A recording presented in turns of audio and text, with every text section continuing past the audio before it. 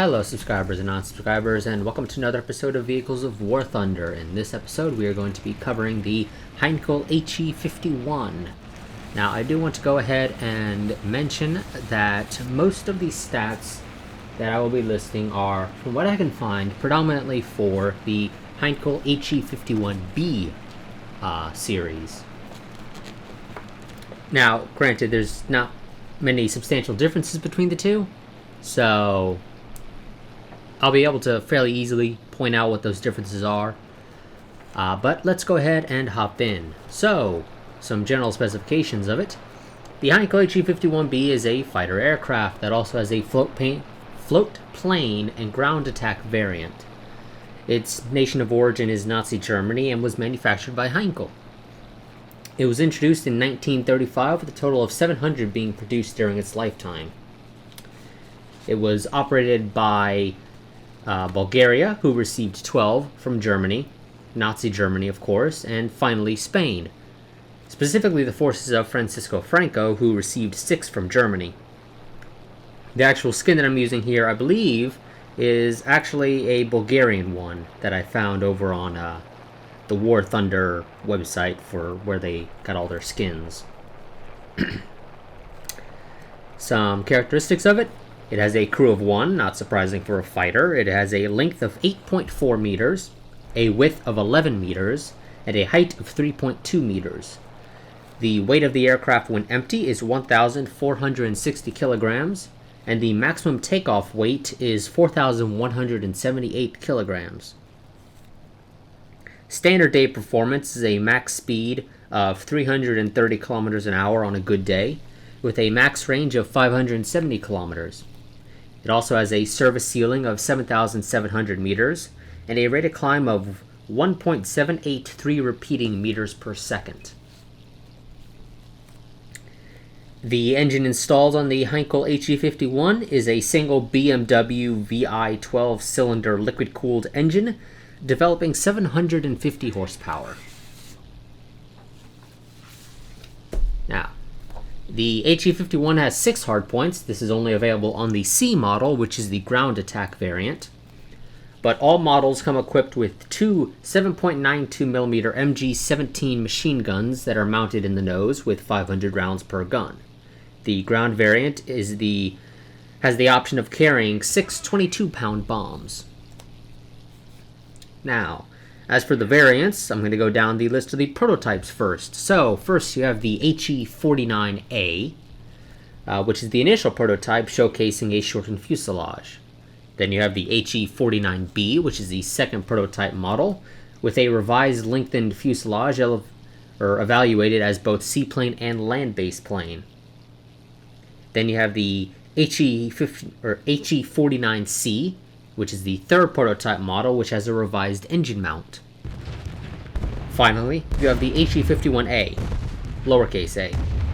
The fourth prototype model, new radiator system, revised vertical tail fin and baned wings, and a redesigned undercarriage. Now for the pre-production, you have the HE51A-0, 9 pre-production examples based on the HE51A. And then you have the HE51B-0, second pre-production batch, reinforced undercarriage, and 12 examples of this produced. Now for the full rate production, the ones that were actually used, you have the HE51A1, initial full rate production model, 150 examples produced. HE51B1, second production batch, based on the HE51B0 model, 12 were produced. The HE51B2, which is the seaplane derivative, for dedicated meant to be used as a dedicated reconnaissance platform, 46 of that model was produced. Then you have the HE51B3, which is the high altitude platform. And finally, you have the C models, starting with the C1, which is the initial ground attack variant. 79 were produced. Then you have the C2, which is an improved version of the C1 with new radio equipment. 21 of that model was produced.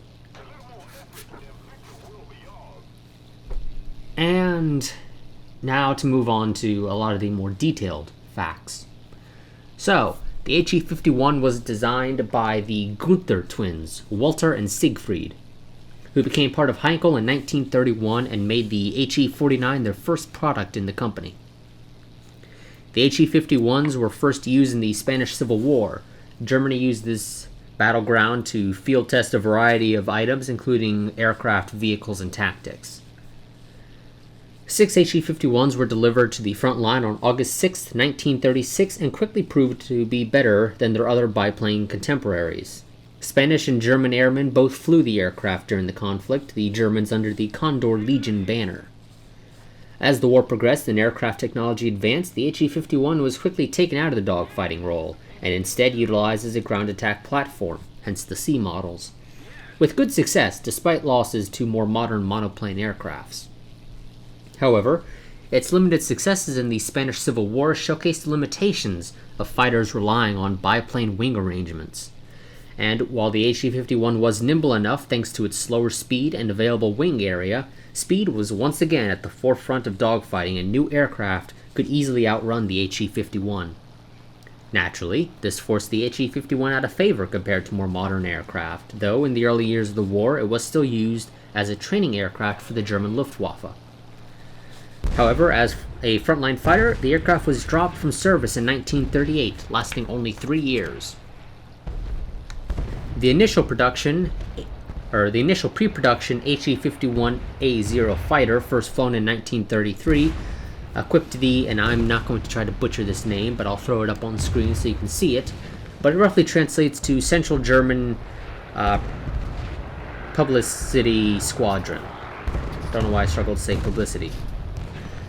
Which would later become the core of, and yeah, I butchered that, I'll throw it up on screen again.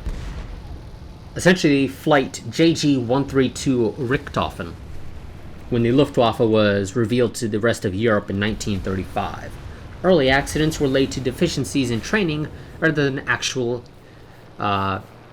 intrinsic design problems. The HE-51B structure was strengthened, including twin wire bracing on the landing gear, and a provision for a 50-liter drop tank beneath the fuselage was added. As production proliferated in 1936 to 37, so did the Jagdgeschwader. That's the name that I was going to butcher, hence why I don't try to pronounce it.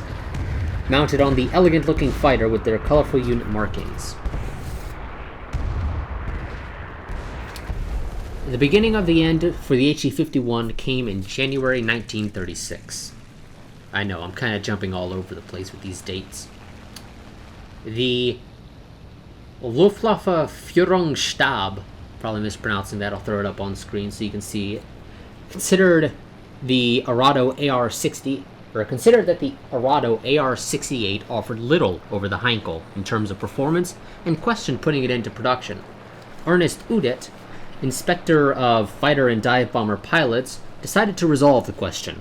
At competitive trials in Brandenburg, mounted in the AR-68E with a very experienced pilot in an HE-51, Udet outclimbed, outdove, and outmaneuvered the Heinkel fighter with ease. Like the HE-51, the AR-68 was originally equipped with a BMW VI engine, but citing poor performance, the engine was replaced with a Junkers Jumo 210. In July of 1936, a major air war began in Spain, prompting requests from General Francisco Franco to Hitler to provide air support to the nationalists. At the beginning of the war, only 36 domestically built Nieuport Ni D-52s were available, of which 29 were in possession of Republican forces. 6 HE-51s were sent to Spain with 6 German pilots to instruct Spanish pilots. Unfortunately, the aircraft was a handful for the Spanish, who immediately wrote off 2 of them. Germany's Condor Legion entered combat and met with such success that it allowed Luftwaffe pilots to gain invaluable air combat experience. It was about this time that the Polikarpov I-15 and I-16s, flown by Soviet volunteers, appeared on the side of the Republicans. When the opponents met, it was no contest as to which was better. The Chateau and Rata could fly rings around the Heinkel, as well as outgun it, and the HE-51s were reduced to targets unfit to take part in aerial combat. For those of you who don't know, Cheto and Rata are nicknames for the I-15s and I-16s. Even Adolf Galland, commander of the HE-51 Squadron 3/J88 and a future ace of World War II, had no opportunity to gain victories in Spain. By the end of the war, almost two-thirds of the HE-51s sent to Spain were lost in combat. HE-51C1s fitted with bomb racks to carry up to 6 22-pound bombs continued service as ground attack fighters, a role this version was designed for, and remained in service in Spain, while Luftwaffe's HE-51C2s were replaced as rapidly as possible after the HE-51's poor showing at the competitive trials at Brandenburg. Some say that in retrospect, the failure of the HE-51 when it entered combat was ultimately a good thing for the Luftwaffe, since it forced the service to bring the Messerschmitt Bf-109 into operational use far earlier than would have otherwise been the case, subjecting that design to the pressure of wartime development from the beginning of its career, and assuring it of the ascendancy it would hold. When war finally broke out in Europe, the introduction of the Bf-109 into combat enabled Luftwaffe pilots to abandon the outdated three-plane fighter Vic formations and develop the dual-pair or Schwarm formations. Height was becoming a significant factor used in boom and zoom attacks to catch the fast and modern bombers coming into use at the time, such as the SM-79, Heinkel HE-111, and Dornier Do 17. Okay, now, so those are all the interesting little facts that I could find, as well as, obviously, specs for the aircraft in question here. Now the question is it any good? In-game, at least. And while some of the footage, I'll admit, probably doesn't do a great job of showing it, it is definitely slower than pretty much all the competition that you'll be going up against. And because of this, you're going to have a bit of a hard time catching up to especially monoplanes, which you have a decent chance of going up against. A number of the matches that I recorded of this, I was needing to go and fight Hurricanes. Pretty sure it was Hurricanes. Nonetheless, you're going to be needing to fight monoplanes potentially, and monoplanes are, barring them not being able to necessarily make as small of turns as you can, they are faster and they can just outrun you, and they can also take a bit of a beating. So, as a reserve aircraft, if we were to compare the Heinkel HE-51 to the P-26 or the other reserve aircraft in the game, it's certainly one of the better ones, in my opinion. Personally, I think the Fury, or the British reserve aircraft, I think it's the Fury, but it might be the Nimrods, I don't remember which. Either way, the British reserve aircraft I think are crap, same with the Japanese ones. So in terms of comparing it to the American one or the Soviet one, the Soviet one has more firepower on it. The American one is a monoplane. But I would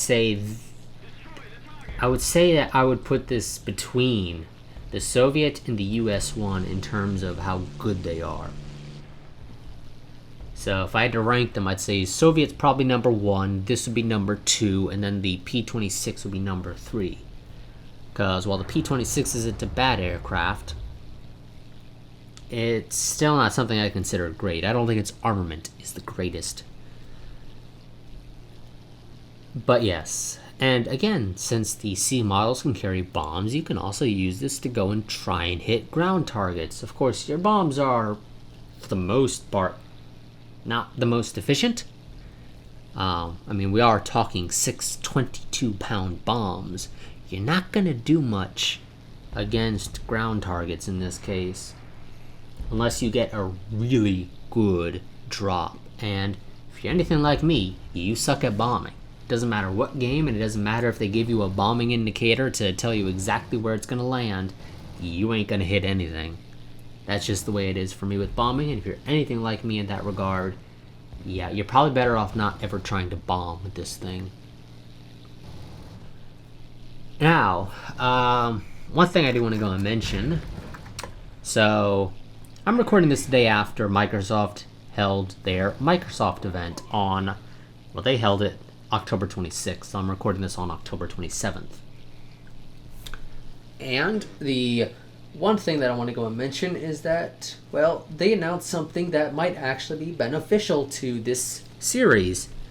However, I would need the money to be able to actually do it. Hence, why my Patreon exists. So if you want to head over there, there's a link in the description. But the thing that they announced was an app for the phones. And presumably, because of the way Microsoft's been recently, it's going to be available on all phones, not just Windows phones. But this app allows you to basically walk around an actual 3D object and basically scan it to create a digital 3D model of that physical model. And you can use that, well, very least in Paint 3D, which is their new version of Paint. But in theory, I should be able to go and actually, depending on the format that it uses that in, I could probably bring it into something like Adobe After Effects or Blender, and I could do fancy things. Now, you might be wondering, okay, well, why do you need the money? I would need the money to be able to actually go and buy models of the planes and tanks that are in War Thunder, so that I could go scan them and do my fancy schmancy stuff with it. And if you want good high quality models, they are fairly expensive, I would imagine. I haven't actually looked. In fact, I can do that right now. I don't know, let's look for a Panzer IV model.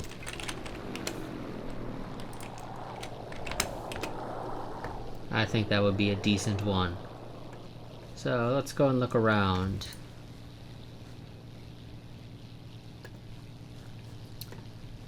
Okay, really? So, yes. Try and do a better search because it's giving me wrong things. Okay. So, you got models that you can go out and buy at your sort of local arts and crafts store. And, I mean, they're not necessarily going to be bad. Get clothes, damn thing. Hate pop-up ads, I really do. Okay, well, it's looking like it's gonna be a bit of a pain to go and find anything, but I mean, you can buy cheap models for about 15 bucks. But I would expect there's probably much higher quality models out there that probably cost a bit more than that. Either way, the main thing to notice is that this series isn't getting so many views that I can even honestly, personally feel like spending $15 on it to go and buy those cheaper models. Especially since, again, it's one of those things where it's going to take a little extra time to do. So, yeah. But the hope is that it would be something that's of a nice quality and will possibly benefit the series is the idea. But again, it's a little bit on the pricier side to do this over time. Because, again, the series itself doesn't really bring in any money. In fact, I can pull up my analytics. Go and search for War Thunder. Oh, it'd help if I spell right. So, Vehicles of War Thunder group. Give me the lifetime. So, this series, in its entire lifetime, calculating from December 11th, 2015 to October 2015, has brought in a whopping 24 cents. Yeah. I kind of struggle to see it being worth spending $15 on models like every month or so to try and do something of good quality. So, again, this is why my Patreon exists. It would allow me to go and do these things that, if I'm lucky, will allow the series to pay for itself. If I'm unlucky, it won't really do anything. And it'll just mean that I spent more money than really I needed to get the series an episode. But I would like, personally, to try and do new things with the series. But, as I said, that costs money, and I don't quite have the money to properly do that right now. And it does add up over time. So, if any of you guys want to help me in allowing me to go and do these fancier things, or at least newer things, try things out,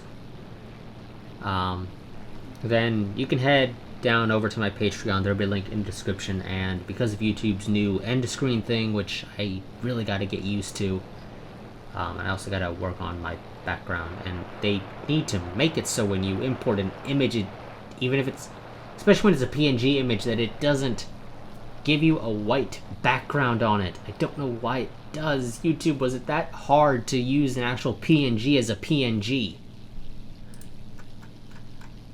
Because it's kind of annoying. Because I actually have a background that I use as an end screen for a lot of my more recent content. And so, being stuck with a white background on a image that I know is a PNG with no background is kind of annoying. So YouTube, I want them to get on that. Fix that. It's a stupid issue. And it ruins my backgrounds, because you can't see them. But yeah, so nonetheless, that's going to be it for this episode. I do think, again, the HG-51 is a decent aircraft, and as I said, if you would like to help me in being able to go and do things that actually cost money, then you can head on over to my Patreon and become a patron. It doesn't matter what tier you do it at. You can do it at the $1 a month tier, you can do it at the $5 a month tier, the $15, the $20, the $40 a month. It doesn't really matter to me. Just select a tier that you think gives you the stuff that you want.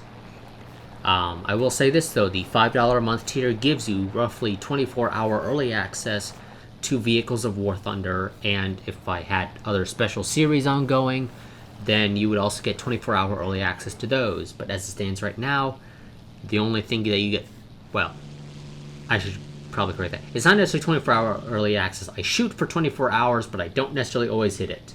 So, yeah. In reality, you may only get a couple of hours in some cases, but I try for 24 hours, and I think for the most part I've been successful. For the bulk of the series that I've ever tried, getting the videos up 24 hours early. But yeah, so if you want to have early access to the videos, that's a better way of saying it, then you can head on over to my Patreon and go with the $5 a month tier. But if you don't care to get that, you can just go with the $1 a month tier, which still gives you early access to the other stuff, just not Vehicles of War Thunder. But yeah, so that's going to be it for this episode. As always, like, comment, subscribe, share, and I will see you guys next time. But until then, goodbye and farewell. And actually, I just remembered something.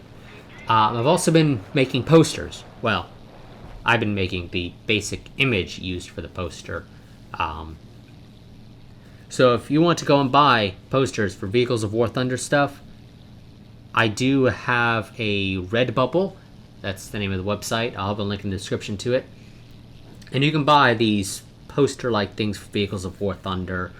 If I remember, I'll throw something up on screen right about now so you can actually see roughly what you get. But basically, in case I forget, I'll just give a rough description of what it looks like. You get a picture, well, and it would be a poster, but you'd get something that kind of looks like a blueprint, basically, for the vehicle in question that I cover. In fact, you also get those if you go with the $15 a month tier over on my Patreon. The difference is that the ones on Patreon I buy myself via Vistaprint, I think it is, and then ship to you. And they may be of better quality. Don't quote me on that. I don't actually know. Than the ones that you can buy through Redbubble. Although I think the Redbubble ones are in fact cheaper in and of themselves.